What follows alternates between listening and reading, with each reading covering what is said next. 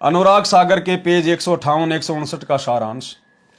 परमेश्वर ने बताया कि उपदेशी को चाहिए कि 15वें दिन कोई धार्मिक अनुष्ठान यानी पाठ करवाना चाहिए। कब, यह भी ध्यान में रखना, क्योंकि यह काल बहुत सारी शंकाएं पैदा करता है। जब आपके गुरुदेव भगवान आश्रम में हों, ये उस समय की बातें कही जा रही है। और वर्तमान में गुरुदेव हमारे हिसार जेल में बैठे हुए हैं। उनकी पीठ पीछे उनके परिवार ने उनको मानुष मानकर धर्म को धंधा बनाते हुए जगह जगह ये फर्जी आश्रम खोल दिए और मनमुखी रूप से ये लोग ये समागम कर रहे हैं, जो पूर्णतया सफल भी नहीं है, क्योंकि अपने गुरु को इष्ट मानकर समागम नहीं करते। ये तो एक कागज के मुर्दे टुकड़े को, दाढ़ी मूछ वाली कबीर जी की फोटो को परमात्मा मानकर समागम करते हैं। तो ये अपने गुरु को इष्ट नहीं मान रहे। और जब तक हम अपने गुरु को इष्ट मानकर उनको भोग नहीं लगाएंगे, और गुरु को इष्ट मानने की सबसे पहली पहचान है गुरु के अलावा किसी और की फोटो नहीं होनी चाहिए, गुरु के अलावा किसी और का जयकारा नहीं होना चाहिए। ऐसा इन आश्रमों में आपको देखने को भी नहीं मिलेगा। तो ये जितने भी समागम ये कर रहे हैं ना, दिव्य धर्म यज्ञ दिवस और फलाना दिवस और मरण दिवस और जन्म दिवस, इनका कोई भी दिवस सफल नहीं है, कोई भी। बाकी पाखंड तो दुनिया भर के नकली संत भी कर रहे हैं। अरे अन्य संतों के भी बड़े बड़े भंडारे होते हैं, सतलोक आश्रम वालों के तो भंडारे हैं क्या। जितने बड़े बड़े इनके आश्रम है ना, जिस प्रकार से भक्तों को मूर्ख बना रहे हैं बेचारों को। धनाना आश्रम दुनिया को सबसे बड़ा आश्रम, ये केवल भक्तों को मूर्ख बना सकते हैं, क्योंकि भगत बेचारे भोले हैं, उनको पता नहीं। इस धनाना आश्रम से बड़े बड़े तो राधा स्वामी आश्रम में उनके लैट्रिन बाथरूम है। ये किसको मूर्ख बना रहे हैं ये। और गुरु की गैर हाजिरी में गुरु बैठा जेल में 10 साल से, और ये लोग यहां पर आश्रमों के नाम पे अपना धंधा कर रहे हैं। तो भाइयों और बहनों, ये टोटल फर्जीवाड़ा है, टोटल फर्जीवाड़ा। तो यहां पर जो ये धार्मिक अनुष्ठान की बात हो रही है ना, जो परमात्मा कह रहे हैं, परमेश्वर ने बताया कि उपदेशी को चाहिए कि 15वें दिन कोई धार्मिक अनुष्ठान यानी पाठ कराना चाहिए। कब, जब आपके गुरुदेव आश्रम में हो तब। आप डायरेक्ट आश्रम में जाइए, गुरुदेव से आज्ञा प्राप्त कीजिए और गुरुदेव के हाथों में पाठ का पैसा दीजिए, वो होता है सफल। गुरु बैठा जेल में, किसी को कुछ पता ही नहीं है, गुरु का नाम लेके चाहे जो मर्जी तुमसे करवा लो, तुम करते जा रहे हो। ये तो अंध भक्ति है, ये ज्ञान आधार की भक्ति नहीं, अंध भक्ति है। यदि गुरु आश्रम में है तो हमने हर 15 दिन में पाठ करवाना चाहिए। हमारी इच्छा होनी चाहिए, कोशिश होनी चाहिए। पैसा भी गुरु ही देगा अगर भक्ति सही कर रहे हैं, अंदर इच्छा है तो। 15वें दिन नहीं करवा सकते तो महीने में जरूर एक पाठ करवाना चाहिए, एक धार्मिक अनुष्ठान अपने गुरुदेव भगवान से आज्ञा लेके जरूर जो है वो करवाना चाहिए। यदि 15 दिन में नहीं कर सकते तो 3 महीने में जरूर करवाना चाहिए। 3 महीने में भी नहीं कर सकते तो 6 महीने में तो जरूर करवाना चाहिए। यदि 6 महीने में भी कोई पाठ नहीं करवा रहा है तो गुरुदेव कह रहे साल में तो जरूर एक बार भगत को पाठ करवाना चाहिए, परमात्मा से प्रार्थना करनी चाहिए। और जो साल में भी पाठ नहीं करवा पा रहा, इसका मतलब उसकी भक्ति नहीं चल रही, फिर वो भगत की सीमा में नहीं है, वो फिर मर्यादाओं में नहीं है। तो ये कब, जब हमारे गुरुजी आश्रम में हो तब। अगर हमारे गुरुदेव आश्रम में नहीं है, जैसा कि वर्तमान में गुरुदेव हिसार जेल में बैठे हैं, तो चाहे 20 साल क्यों ना हो जाए, आप किसी भी अनधिकारी को पाठ के पैसे नहीं दे सकते, क्योंकि ये विशेष परिस्थितियां हैं। ऐसी परिस्थितियों में हमें दोष नहीं लगता, क्योंकि हम तो चाहते हैं पाठ करवाना, लेकिन हमारे गुरुदेव इस समय हमसे दूर हैं शारीरिक रूप से, परिस्थितियां हमारे अनुकूल नहीं हैं, इसलिए हमें दोष नहीं लगेगा, इसलिए हमें दोष नहीं लगेगा। अगर कोई ये सोच रहा है कि भाई दोष लगेगा अगर हमने पाठ नहीं करवाया तो साल में एक बार भी, तो भैया फिर तो गुरुजी के दर्शन ना करने का भी दोष लगता है। परमात्मा कहते हैं कि भगत को रोजाना अपने गुरुजी के दर्शन करने के लिए जाना चाहिए। रोजाना नहीं कर सके तो हर दूसरे दिन नहीं कर सके तो सप्ताह में तो जरूर गुरुजी के दर्शन करने चाहिए। जो सप्ताह में भी नहीं कर सकता तो 15 दिन में, 15 दिन में नहीं तो 1 महीने में, 1 महीने में नहीं तो 6 महीने में नहीं तो 1 साल में तो गुरु जी के दर्शन करने चाहिए। अगर 1 साल में भी कोई गुरु जी के दर्शन नहीं करता है तो वो शाकट भक्तिहीन माना जाता है। तो बताओ, गुरु जी तो 10 साल से हिसार जेल में बैठे हैं, आप लोग कहां गुरु जी के दर्शन कर रहे हो? तो क्या पूरी संगति साकट हो गई? क्या पूरी संगति भक्तिहीन हो गई? लेकिन इन परिस्थितियों में दोष नहीं लगेगा, क्योंकि वर्तमान में परिस्थितियां हमारे अनुकूल नहीं है। हम तो चाहते हैं गुरु जी का दर्शन करना, लेकिन हमारे गुरुदेव हमसे अपने मिशन के लिए कुछ समय के लिए दूर है, इसलिए हमें दोष नहीं लगेगा। आपकी शंका निवारण के लिए गुरुदेव का एक वीडियो सुनाता हूं। जिस समय गुरुदेव 21 महीने करोथा कांड के बाद रोहतक की जेल में थे और जब गुरुदेव बाहर आए तो बहुत सारे भक्तों ने शंका जाहिर की कि गुरुजी, आपने कहा था कि भाई अगर अपने गुरुजी के साल में एक बार भी दर्शन नहीं करोगे तो नामखंड हो जाएगा। तो गुरुदेव ने शंका का समाधान किया कि ऐसी परिस्थिति में नामखंड नहीं होता, चाहे 20 साल क्यों ना लग जाए। आप तो चाहते थे कि हम गुरुदेव के दर्शन करें, लेकिन तुम कैसे दर्शन करते? तो ऐसी परिस्थिति में परमात्मा ने बताया कि भगत को दोष नहीं है। तो ठीक इसी प्रकार भाई और बहनों, जबरदस्ती अगर दान धर्म के नाम पे, ज्योति पाठ के नाम पे अगर आपको लुटना है, वो तो है आपकी मौज, चाहे रोज पाठ कराओ इन आश्रमों में जाके, क्योंकि ये कुपात्र है। कुपात्रों को ज्योति पाठ दान का पैसा दोगे तो तुम्हारे कर्म फूटेंगे, और तुम्हारी आंखों के सामने ये तुम्हारे कर्म फोड़ रहे हैं। भाई, कुपात्रों को पैसा दोगे तो कुपात्र क्या करेगा फिर उस पैसे का? उसको इतनी सद्बुद्धि नहीं है। और इन कुपात्रों ने क्या किया तुम्हारे ज्योति पाठ और दान के पैसे का? तुम्हारी आंखों के सामने धनाना गांव में 50 लाख रुपए का बैडमिंटन का स्टेडियम बना दिया गांव वालों के खेलने के लिए। ये संतों के लक्षण है, ये भक्तों के काम है। गुरुदेव तो ताश भी खेलने के लिए मना करते हैं, और इन्होंने गांव वालों के खेलने के लिए बैडमिंटन का स्टेडियम बना दिया। क्यों? क्योंकि तुमने कुपात्रों को पैसा दिया। फिर इन कुपात्रों में उसी धनाना आश्रम में एक बहुत बड़े हॉस्पिटल का काम शुरू कर दिया, क्योंकि तुमने कुपात्रों को पैसा दिया। तुम्हारा दान का पैसा उन पत्रों में बर्बाद हो रहा है। कभी जाट आरक्षण, कभी गुंडों की सीबीआई जांच, कभी राजनीति में तुम भक्तों को धकेला जाता है।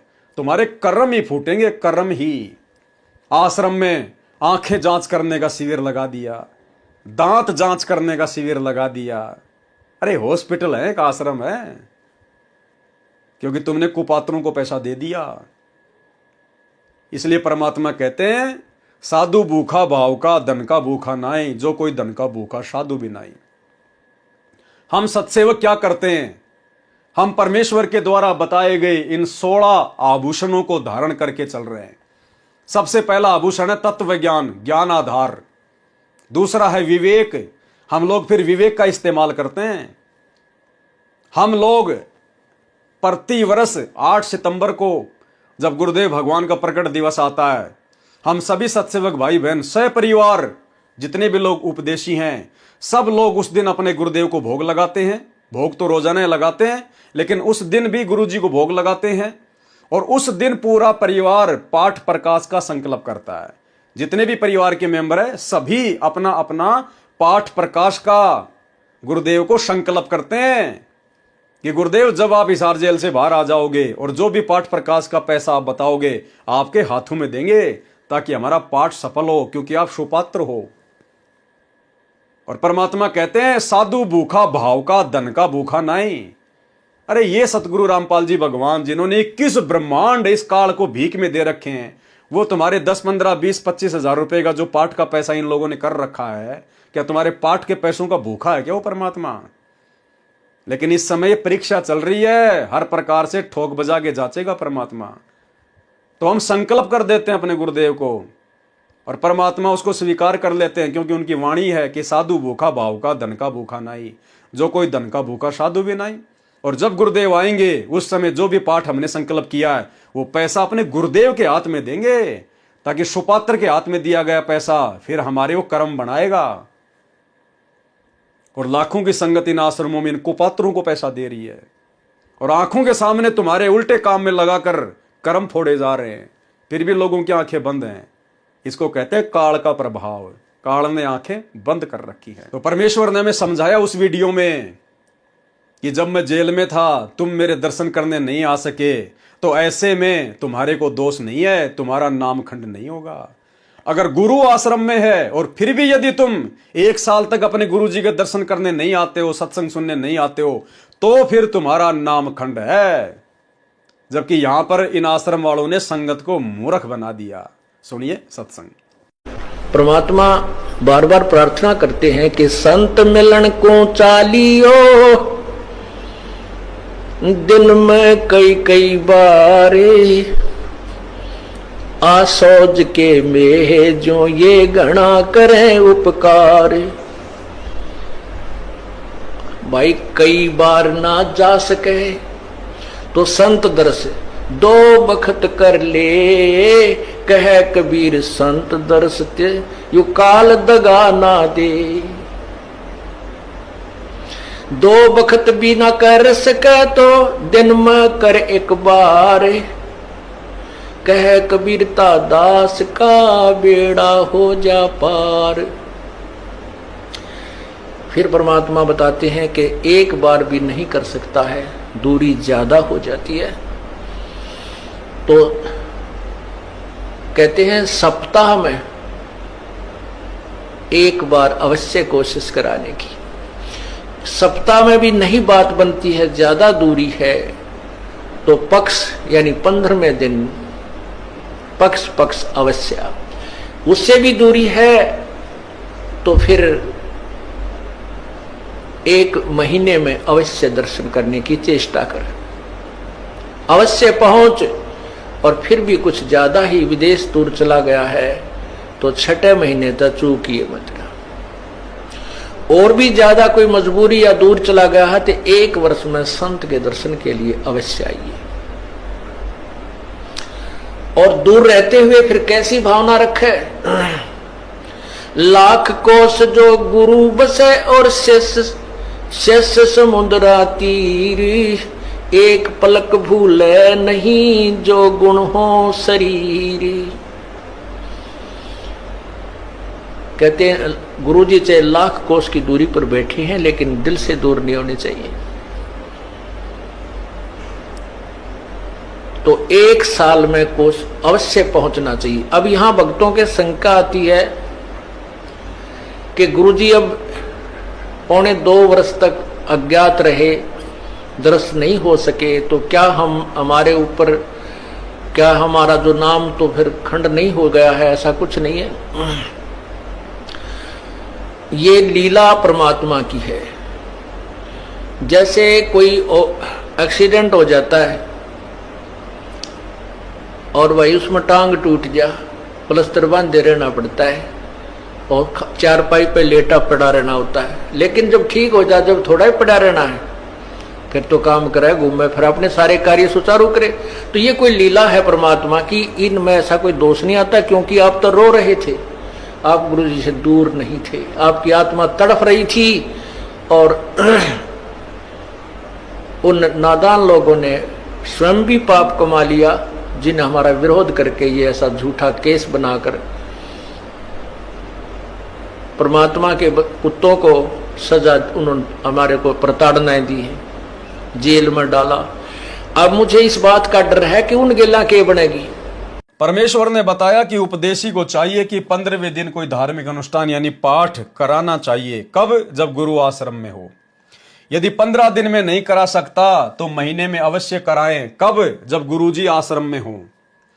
निर्धन के लिए कहा है कि यदि कोई रंक हो तो साल में 2 बार कराएं या वर्ष में 1 बार अवश्य पाठ करवाएं। कब? जब गुरुजी आश्रम में हो। यदि वर्ष में भी नहीं कराएगा तो वह भगत साकट भक्तिहीन कहलाएगा। कब? जब गुरुजी आश्रम में है। और 1 साल में भी यदि भगत पाठ प्रकाश नहीं करवा रहा है, 1 पाठ का पैसा अपने गुरुदेव को दान नहीं कर रहा है, तो फिर वो साकट यानी भक्तिहीन, फिर उसकी भक्ति में रुचि नहीं है, वो चाहता ही नहीं भक्ति करना। 1 वर्ष में पाठ करावे तो उसके जीव को मोक्ष में धोखा नहीं। कब? जब गुरुजी आश्रम में हो और गुरुजी के हाथ में यदि पाठ का पैसा दिया जाए तो। अरे बरवाड़ा आश्रम 2014 बरवाला कांड से पहले जब गुरुजी के दर्शनों के लिए जाया करते थे तो वहां पर मोटे मोटे अक्षरों में बड़े बड़े होर्डिंग लगा रखे थे कि ज्योति और पाठ का पैसा सतगुरुदेव जी के हाथ में देवें। क्यों भाई? उस समय भी गुरु जी कह सकते थे कि भक्तों के हाथ में दे दो, इन कोऑर्डिनेटरों को दे दो, मेरे बेटा बेटी को दे दो। क्यों मना किया गुरुदेव ने? क्योंकि गुरुदेव इन कुपात्रों के बारे में अच्छे से जानते हैं। ये लोग भक्तों के दान धर्म के पैसे का दुरुपयोग किया करते थे, दुरुपयोग, चोरी कर करके लेकर जाया करते थे। इनको मेन गेट पर सेवादारों के द्वारा इनको जो है वो पकड़ा जाता था। सतलोक आश्रम बरवाड़ा का ट्रस्टी बलजीत लहरी, उसका लड़का अनिल लहरी जो वर्तमान में भगोड़ा बन के घूम रहा है, और गांजे के मुकदमे में, गांजा 10 क्विंटल गांजे के मुकदमे में भगोड़ा घोषित है। गुरुजी का बॉडीगार्ड अनिल लहरी, बलजीत लहरी का लड़का, जो आश्रम में बंदूक लेके चला करता था गुरुजी के पीछे पीछे। जब ये दास हिसार की जेल में गया, और उस जेल में जो पहले से लोग थे वहां पर जिनके दारू के ठेके थे, उन्होंने दास को बताया कि आजकल तुम्हारे अनिल लहरी के क्या हाल है। मैंने कहा भाई कौन अनिल लहरी? अरे बोले आश्रम में नहीं रहता था क्या तुम्हारे गुरुजी का ड्राइवर बॉडीगार्ड बलजीत का लड़का? हाँ हाँ हाँ। बोला आजकल कहाँ हो? मैंने कहा भैया वो तो बरवाला कांड के मुकदमों में शायद भगोड़ा घोषित है। बोला बरवाला कांड के मुकदमों में भगोड़ा घोषित नहीं है, वो तो सारे भगोड़े पकड़े गए। हम को पकड़े तो गए, फिर वो क्यों नहीं पकड़ा गया? बोला वो 10 क्विंटल गांजे के मुकदमे में भगोड़ा घोषित है। 10 क्विंटल गांजा यानी नशे का कारोबार कर रहा था बरवाला कांड के बाद। और वो व्यक्ति कई बार सतलोक आश्रम बरवाड़ा में मेन गेट पर जेब में पैसे भरकर ले जाते हुए पकड़ा गया। तो ये हाल है इन लोगों का। इसलिए परमात्मा ने वहां पर स्पष्ट रूप से बड़े बड़े शब्दों में लिखवा दिया था गुरुदेव ने कि ज्योति और पाठ का पैसा ये किसी भी भगत को ना दें। जब दर्शन करने के लिए जाएं तो अपने गुरुजी के हाथ में दें। और हम सब ज्योति और पाठ का पैसा अपने गुरुजी के हाथ में ही दिया करते थे। एक भगत की वहां पर ड्यूटी लगी होती थी, वो केवल नाम नोट कर लेता था, बाकी पैसा गुरुजी के डायरेक्ट हाथ में दिया जाता था। इस बात को सब लोग जानते हैं जो जो बरवाड़ा आश्रम से जुड़े हुए हैं कि वहां पर गुरुदेव ने साफ साफ लिखवा रखा था या नहीं। क्यों लिखवाया गुरुदेव ने? क्योंकि परमात्मा इन सब के कुकर्मों से परिचित थे। और अपने बच्चों के बारे में तो गुरुदेव ने सत्संग तक में बोल दिया सार्वजनिक तौर पर कि इस दास के 4 संतान थी, 2 लड़के 2 लड़कियां। और मुझे अच्छे से पता है उनका व्यवहार का, उनके चरित्र का, क्या उनका स्वभाव है, क्या आगे चल के वो करते। परमात्मा ने अपने बेटा बेटी को तो बहुत समय पहले रिजेक्ट कर दिया। 2018 में हिसार जेल से लेटर आया जो मैंने आपको पढ़ाया कुछ दिन पहले। परमात्मा ने अपने दोनों बेटों का नाम लिख के कि मैंने उनको कोई जिम्मेदारी नहीं दी, कोई सेवा नहीं दे रखी है। अरे और क्या कहेगा गुरु? सीना फाड़ के दिखाएगा क्या? लेकिन भाई ये तो संगत की नादानी है, संगत की मूर्खता है, इसमें सतगुरु कुछ नहीं करेगा। तो आप और हम सत्सेवकों को परमात्मा ने बचा लिया इनको पात्रों के हाथों में ज्योति पाठ और दान का पैसा देकर अपने कर्म फोड़ने से, जबकि लाखों की संगत अपना कर्म फोड़ रही है। आत्माओं, इस दास के 4 संतान, 2 लड़के 2 लड़की थी। यदि ये दास उन्हीं में उलझ पुलझ रह जाता, अब मुझे पता हुआ मेरी कितनी की खातिरदारी करूं, खूब पता है मुझे वह क्या नेचर है उनका, कैसा उनका स्वभाव और क्या करते। अब मुझे पता हुआ मेरी कितनी की खातिरदारी करूं, खूब पता है मुझे वह क्या नेचर है उनका, कैसा उनका स्वभाव और क्या करते। अब मुझे पता हुआ मेरी कितनी की खातिरदारी करूं, खूब पता है मुझे वह क्या नेचर है उनका, कैसा उनका स्वभाव और क्या करते। अब मुझे पता हुआ मेरी कितनी की खातिरदारी करूं, खूब पता है मुझे वह क्या नेचर है उनका, कैसा उनका स्वभाव और क्या करते। अब परमात्मा के चरणों में आया हूं, मेरे लाखों चेले बेटा बेटी हो गए। अब एक को कहता हूं भाई जल लाना, 10 खड़े हो जाते हैं। ये क्या कारण है? क्योंकि मैंने परमात्मा की भक्ति का रटना लाई और उस भक्ति की शक्ति से इन बच्चों में इतनी श्रद्धा बन गई, दोनों हाथों पर रखूं अपने गुरुदेव को, अपने पिता को।